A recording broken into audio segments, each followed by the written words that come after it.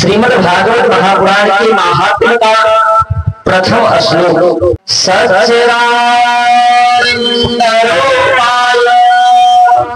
विश्वोपत्यादिहेतवे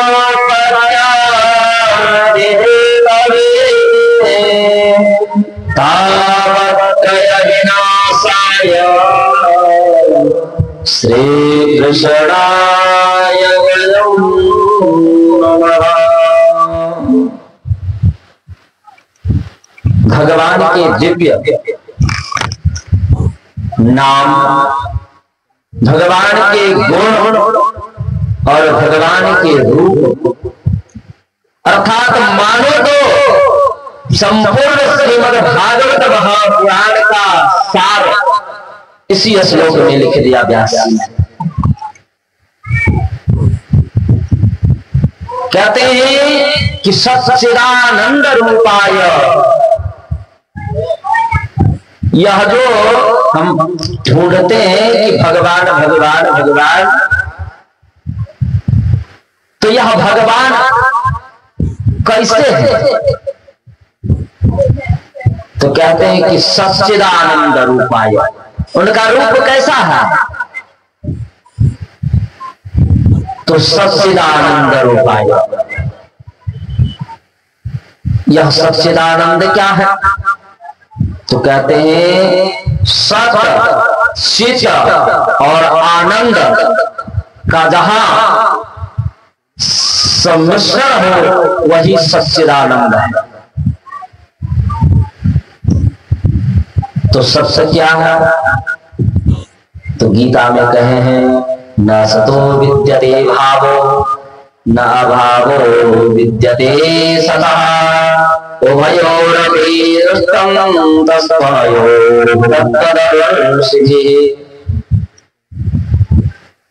कहते हैं कि असत वस्तु का अस्तित्व नहीं होता, असत का अस्तित्व नहीं होता और सत्य का कभी अभाव नहीं होता, सत्य का कभी अभाव नहीं होता।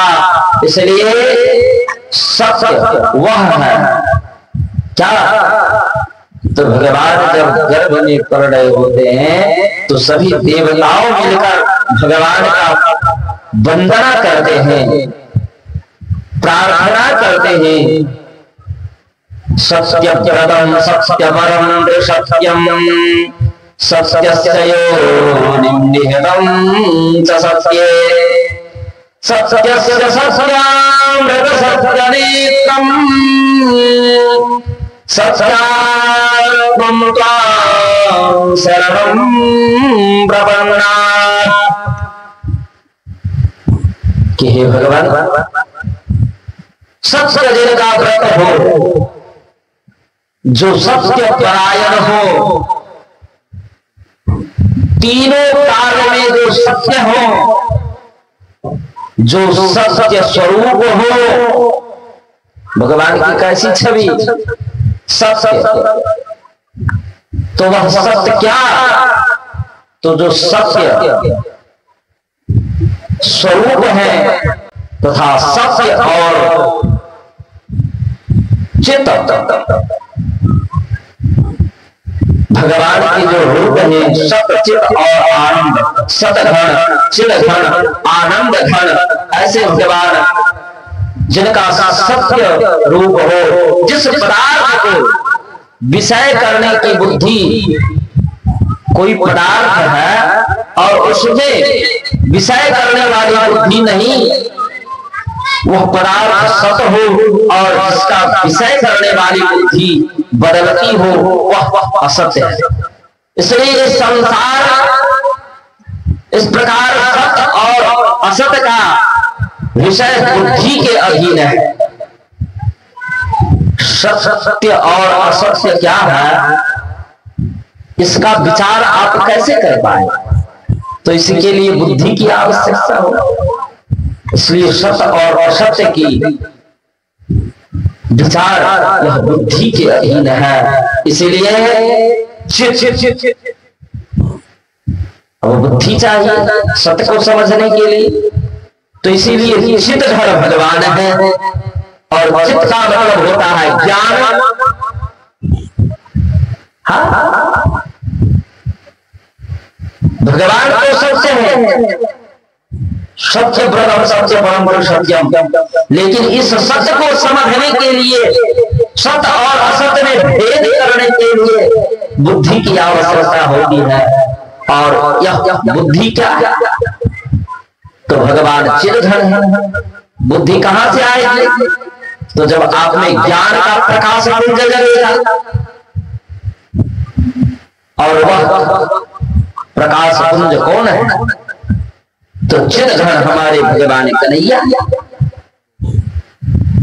क्योंकि इनका रूप का वर्णन है सच्चिदानंद रूपाय, सतघन चितघन आनंद घन। तो चित्त का मतलब होता है ज्ञान। इस ज्ञान के बारे में गीता में अनेकों जगह स्पष्ट लिखा है। वेदो नारायण साक्षात् स्वयं भूति सुसमर्पण। ज्ञान की परिभाषा कैसे समझ में आएगी? तो इसके लिए आपको चिंतन करने की आवश्यकता है। ये जो आप भौतिक विषय को पढ़ते हैं ना, इससे ज्ञान नहीं होता। यह तो व्यवसाय करने का एक मूलभूत साधन है। इस संसार में अभी जो विद्या के नाम पर प्रपंच चल रहा है, यह तो एक खाने कमाने की मात्र साधन सी बच गई है विद्या। इसे ज्ञान नहीं कहते, क्योंकि ज्ञान तो हरेक मनुष्य के अंतःकरण में स्वतः विद्यमान है। इस संसार में जितना भी ज्ञान है, सभी जीवों के अंदर वह सभी ज्ञान विद्यमान है। अब कहेंगे महाराज यदि विद्यमान होते तो आप कथा क्यों कहते और हम कथा क्यों सुनते? तो यही भी फर्क है। इस ज्ञान को आपके अंतःकरण में जो ज्ञान है, इसको जागृत करने के लिए आपके जीवन में एक उपदेशक, एक गुरु की आवश्यकता होती है। और जिसके जीवन में अच्छे गुरु है, उसका जीवन धन्य हो जाता है, क्योंकि उसके ज्ञान का प्रकाश पुंज का उदय हो जाता है और उसके अंतःकरण में ज्ञान जागृत हो जाती है। तो उसे इस भौतिक संसार के ज्ञान से कोई आवश्यकता नहीं। बोलो राधे राधे। आज एकादशी तो नहीं है। हाँ, कुछ माताओं का खरना तो है, लेकिन व्रत तो असली कल है ना।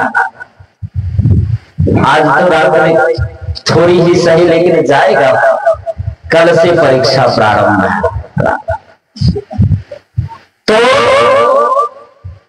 एक बार जोर से, क्योंकि यह भगवान का नाम जो है ना, इसके जैसा भोजन नहीं। जो भगवान के नाम का अनवरत आपके अंतःकरण से अगर भगवान का नाम अनवरत होने लगे, स्वतः निकलने लगे, तो कहां आपकी भूख, कहां आपकी प्यास गई, कुछ भी पता नहीं चलता। क्यों? क्योंकि आपने अनुभव किया होगा। क्योंकि आप माताएं तो बहुत व्रत करती हैं, प्रतिदिन व्रत करती हैं। सप्ताह में 7 दिन होते हैं, 7 के 7 दिन कोई ना कोई व्रत लगा है। और क्यों ना लगे? इस संसार में मनुष्यों की कामना ही इतनी बड़ी है कि उसे कुछ ना कुछ कामना जागृत होती रहती है, और उस कामना की पूर्ति के लिए अनेकों व्रत करते रहते हैं। आज क्या तो रविवार है, तो सूर्य भगवान की व्रत करें। अच्छा ठीक है, व्रत करना अच्छी बात है, लेकिन व्रत का नियम भी तो करना जरूरी है ना। कुछ लोग तो बस अच्छे अच्छे मधुर मधुर व्यंजन खाने के लिए व्रत करने लगे। हाँ, व्रत का भी नियम है, हर एक व्रत का अपना अपना नियम है और उसे पालन करना आवश्यक है,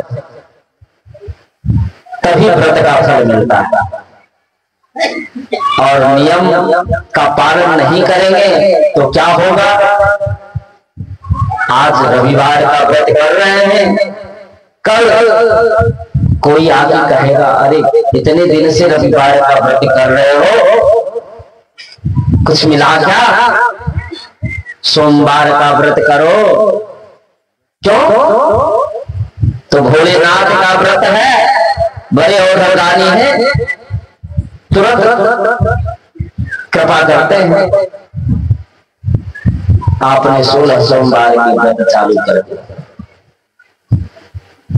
लेकिन मन में श्रद्धा तो है नहीं, उसके करने से भी कुछ नहीं मिला। कोई आया कह दिया क्या कर रही है? अरे कलयुग के देवता तो हनुमान जी है, मंगलवार का व्रत करो सब कुछ मिलेगा। अब सोमवार की व्रत छोड़ मंगलवार का व्रत करना प्रारंभ। लेकिन एक बात जानना, ये अपनी कामना की पूर्ति के लिए जब तक इंसान को इतने स्वार्थी हो गए हैं कि अपनी कामना की पूर्ति के लिए घर द्वार, रिश्ते, परिवार, ये सब तो दूर की बात है, अपनी कामना की पूर्ति के लिए भगवान को भी बदल देते हैं। भगवान को बदलने से, व्रत की तिथि बदलने से कुछ नहीं मिलेगा, जब तक मन में श्रद्धा और विश्वास उत्पन्न नहीं होगा। सिर्फ शरीर को सुखाने मात्र से व्रत का फल नहीं मिलता। तो इसलिए आपके अंदर की जब ज्ञान जागृत हो जाएगी, अंतःकरण का ज्ञान जब जागृत हो जाएगा, तो फिर क्या कहना। और ऐसे ज्ञान स्वरूप हमारे आनंद कंद भगवान है। अब कहते हैं सतगण चितगण आनंद घन। भगवान का एक स्वरूप है आनंद, और यह आनंद क्या है? रसो वही सहारा, जो सदैव सर्वस्वों से आनंद मूर्ति भगवान है, वही तो हमारे भगवान श्रीमन नारायण स्वरूप हमारी कन्हैया है। तो इसलिए भगवान का रूप कैसा है? तो सच्चिदानंद रूपाय। अच्छा ठीक है, भगवान का रूप तो समझ लिया, लेकिन वो उनका काम क्या है? उनका कुछ काम भी तो होगा। तो कहते हैं कि विश्वोत्पत्त्यादि हेतवे, व्यास जी ने कहा कि रूप तो उनका है ऐसा सदघन चितघन आनंद घन, तो उनका काम क्या है? वो विश्वोत्पत्त्यादि हेतवे, विश्व की उत्पत्ति करना और प्रलय करना। विश्वोत्पत्त्यादि हेतवे तापत्रय विनाशाय, जो तीनों तापों का हमारे जीवन से नाश कर दे, वही भगवान है। कहते हैं ना कि देहि कदये भौतिकता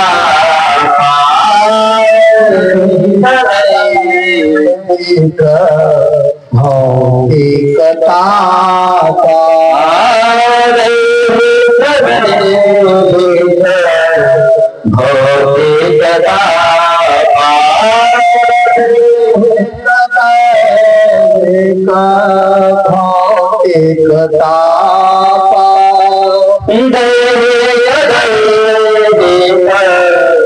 भौतिकता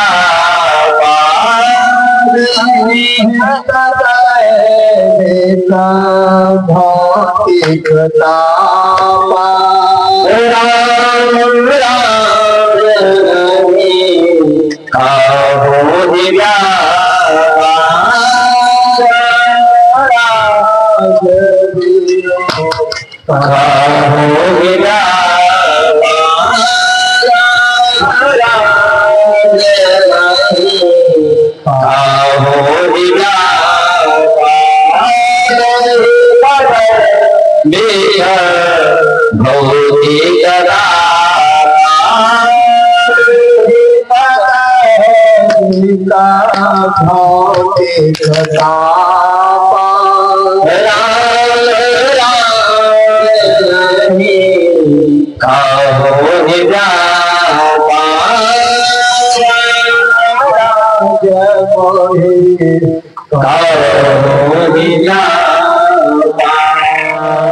तो यह तीन प्रकार के ताप भगवान हरण कर लेते हैं। इसीलिए व्यास जी ने लिखा है कि ताप प्रलय विनाशाय। यह तीन ताप क्या है? तो आदि भौतिक, यानी जो प्रकृति से कष्ट मिलता है उसे आदि दैविक ताप कहते हैं। जैसे अवृष्टि, अतिवृष्टि, अनावृष्टि, जैसे भूकंप का आना, बाढ़ आना, अचानक से वज्रपात होना, ये सभी जो ताप है प्रकृति प्रदत्त, यानी जो प्रकृति के द्वारा गया आप कष्ट पाते हैं उसे दैविक ताप कहते हैं। अब कहते हैं कि भौतिक ताप क्या है? तो जो कष्ट हमें दूसरे प्राणियों से मिले, यानी संसार के प्राणियों द्वारा जो कष्ट मिलते हैं, किसी दूसरे अन्य व्यक्तियों के द्वारा, किसी जीवों के द्वारा, तो उसे भौतिक ताप कहते हैं। कोई हिंसक पशु आपको पटक देता है, कोई किसी को मार देता है, हिंसा कर देता है, तो यह प्राणियों के द्वारा दिया गया कष्ट ही भौतिक ताप कहलाता है। और आध्यात्मिक ताप कहते हैं शारीरिक या मानसिक कष्ट मिलते हैं उसे ही आध्यात्मिक ताप कहते हैं। ये शारीरिक ताप क्या है? तो कहते हैं कि जो जन्म, मृत्यु, जरा, व्याधि, ये सभी शारीरिक ताप है।